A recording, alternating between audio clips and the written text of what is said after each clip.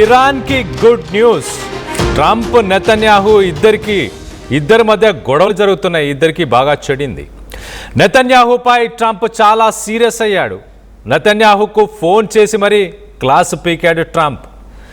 Lebanon పై Israel దాడుల విషయంలో Trump ఆగ్రహాన్ని వ్యక్తపరిచాడు. బీరూట్ పై దాడి చేయొద్దు, ప్రపంచమంతా నిన్ను అసహ్యించుకుంటుంది అంటూ ట్రంప్ మాట్లాడుకొచ్చాడు. పద్ధతి మారకుంటే ఇజ్రాయెల్ మరింత ఒంటరవుతుంది. నీ వల్ల ఇరాన్తో శాంతి చర్చలు దెబ్బతింటున్నాయి. హెజబుల్లా కమాండర్లపై దాడుల పేరుతో భారీ స్థాయిలో భవనాలను కూల్చడం సరికాదు అంటూ ట్రంప్ మాట్లాడుకొచ్చాడు. నువ్వు ఒక పిచ్చోడివి, నేను లేకపోతే అవినీతి కేసుల్లో ఈ పాటికే జైల్లో ఉండేవాడివి అంటూ నెతన్యాహుకు ట్రంప్ ఫోన్ కాల్లో క్లాస్ పీకినట్టు తెలుస్తుంది. దాని తర్వాత ట్రూత్ సోషల్లో ట్రంప్ ఒక పోస్టును పెట్టాడు. నెతన్యాహు నా మాట వింటాడు, సైన్యాన్ని వెనక్కి తీసుకున్నాడు అంటూ ఆ ట్రూత్ సోషల్లో ట్రంప్ పెట్టిన ఆ పోస్టును కూడా ఒకసారి చదివి వినిపించే ప్రయత్నం చేస్తా. ఒకసారి మనం చూస్తే, I had a very productive call with prime minister Bibi Netanyahu. First లైన్లో I had a very productive call అంటూ మాట్లాడుతున్నాడు. కానీ వాస్తవానికి నెతన్యాహుకి ట్రంప్ కాల్ చేసి చెడమడ వాయించేశాడు. చాలా కోపానికి వచ్చినట్టు తెలుస్తుంది. నెతన్యాహును బాగా తిట్టినట్టు కూడా తెలుస్తుంది. అలాగే Israel and there will be no troops going to Beirut and any troops that are on their way have already been turned back. So మొత్తం మీద లెబనాన్ పైన ఏవైతే దాడులు జరుగుతున్నాయో మనం లెఫ్ట్ సైడ్ బాక్స్లో చూడొచ్చు. అవన్నీ కూడా ఇజ్రాయెల్ చేస్తున్న దాడులు. అలాంటి దాడులని ఇమీడియట్గా ట్రంప్ నెతన్యాహు నిలిపివేస్తా అన్నాడు. అలాగే ఏవైతే బలగాలు ప్రస్తుతానికి బైరూట్కి బయలుదేరి వెళ్తున్నాయో, ఆల్రెడీ దారిలో ఉన్నాయో, అవన్నీ కూడా వెనక్కి వచ్చేస్తాయి అంటూ ట్రంప్ చెప్పుకొచ్చాడు. అలాగే I had a very good call with Hezbollah and they agreed that all shooting will stop, that Israel will not attack them and they will not attack Israel. So హెజ్బుల్లాతో కూడా నేను మాట్లాడాను, ఇజ్రాయెల్తో కూడా మాట్లాడాను. ఇద్దరు ప్రస్తుతానికి ఒక సీజ్ ఫైర్ ఒప్పందానికి ఇరు దేశాలు ఒప్పుకున్నాయి అంటూ ట్రంప్ సోషల్ మీడియా మాధ్యమంలో పెట్టాడు. కానీ చాలా క్లియర్గా అసలు జరిగిన విషయాలను కూడా చెప్పే ప్రయత్నం చేస్తాం. మొదటగా ట్రంప్ నెతన్యాహు కాల్ చేసి అరవడం జరిగింది. అరుస్తూ చాలా క్లియర్గా యు ఆర్ క్రేజీ, నువ్వు ఒక పిచ్చోడివి, అంటే you are a crazy person, you would be in prison if it weren't for me. నేను లేకపోయి ఉంటే నువ్వు ఈ పాటికి జైల్లో ఉండేవాడివి. నేను నిన్ను కాపాడుతున్నాను, అందరూ నిన్ను ద్వేషించుకుంటున్నారు. Everybody hates Israel because of this అంటూ మొత్తానికైతే ఆ ఫోన్ కాల్లో నెతన్యాహుకి ఒక క్లాస్ పీకే ప్రయత్నం చేశాడు. ట్రంప్ చాలా క్లియర్గా ఏమంటుంటే, గత 2-3 రోజుల కింద నుంచి చూస్తే ఇజ్రాయెల్ లెబనాన్ పైన భీకర దాడులను చేసింది. ఆ దాడులకు సంబంధించిన విజువల్స్ని మనం చూడవచ్చు. ఒక్కసారి ఆ విజువల్స్ని కూడా ఒక్కసారి చూసే ప్రయత్నం చేద్దాం. దాని తర్వాత డీటెయిల్గా చెప్తాను నేను అసలు ఈ కాల్ కాన్వర్సేషన్ ఏంటి, ట్రంప్కి నెతన్యాహుకి అసలు జరిగిన గొడవ ఏంటి కూడా చెప్పే ప్రయత్నం చేస్తాం. మొదటగా ఈ విజువల్స్ ఒక్కసారి చూడండి. అసలు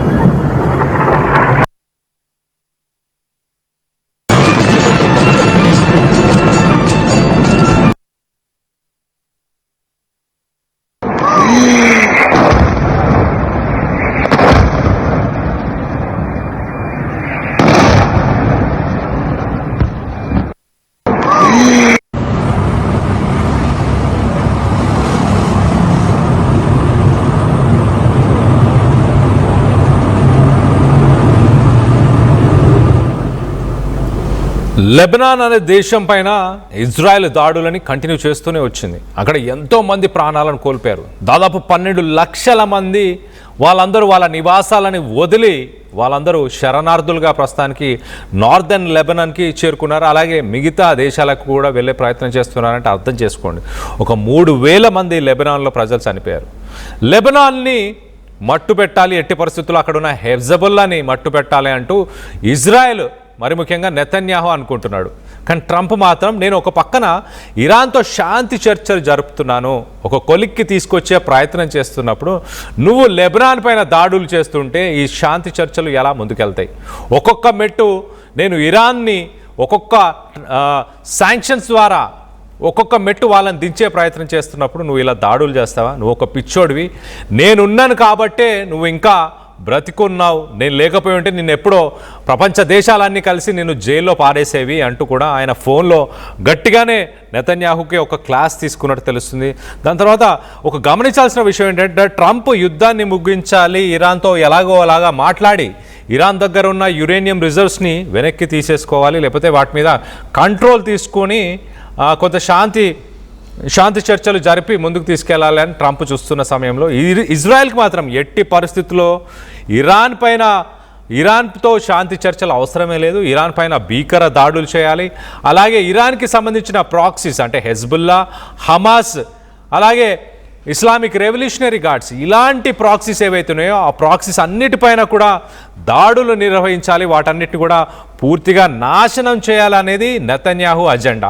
సో ఈ అజెండాని నెతన్యాహు చాలా క్లియర్గా ముందుకు తీసుకెళ్లే ప్రయత్నం చేస్తున్నాడు. ట్రంప్కు ఎలాంటి ఇంటిమేషన్ ఇవ్వకుండా నెతన్యాహు లెబనాన్ పైన దాడులు చేశాడు.